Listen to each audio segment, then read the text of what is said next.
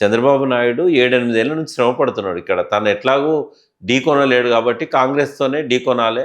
అందులో తన అనుచరులందరినీ కాంగ్రెస్లోకి పంపి, అందులో ముందుగా రేవంత్ రెడ్డిని పంపి ఆయనను గెలవడానికి ఏకంగా కాంగ్రెస్తోనే పొత్తు కలిసి, అట్లా కూడా సాధ్యం కాదనుకున్న తర్వాత తనను తాను ఆత్మహత్య చేసుకొని టీడీపీని మొత్తంగా పోటీలో పెట్టకుండా టీడీపీ సపోర్ట్ చేసే విధంగా ఆయన సిద్ధాంతానికి వ్యతిరేకంగా ఎన్టీ రామారావు ఆత్మ క్షోభించేది ఒకవేళ ఆయన బతికుంటే.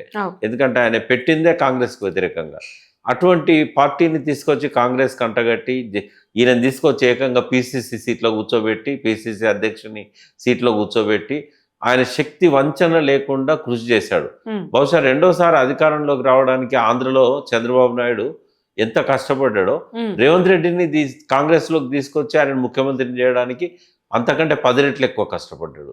నాకు తెలిసి చంద్రబాబు జీవితంలో తెలంగాణలో కేసీఆర్ మీద పగ తీర్చుకోవడానికి, కసి తీర్చుకోవడానికి, తనకు జరిగిన అవమానాన్ని ఓవర్కమ్ కావడానికి ఆయన పడ్డ కష్టం ఆయన జీవితంలో ఏ విషయంలో పడలేదు.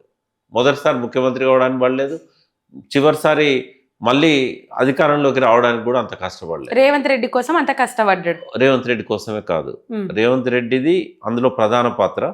బట్ ఆయన కష్టపడ్డది ఏంటంటే కేసీఆర్ మీద పగ తీర్చుకోవడం ఒకటి, తన వల్ల అయితే లేదు కాబట్టి కాంగ్రెస్తో జట్టు కలవడం రెండవది, తన అనుచరుణ్ణి ముఖ్యమంత్రిగా చేసుకోవడం మూడవది. ఈ అన్నిటి వల్ల తెలంగాణ జలవనరులను దోసుకపోవడం అనేది అన్నిటికంటే ప్రధానమైనది.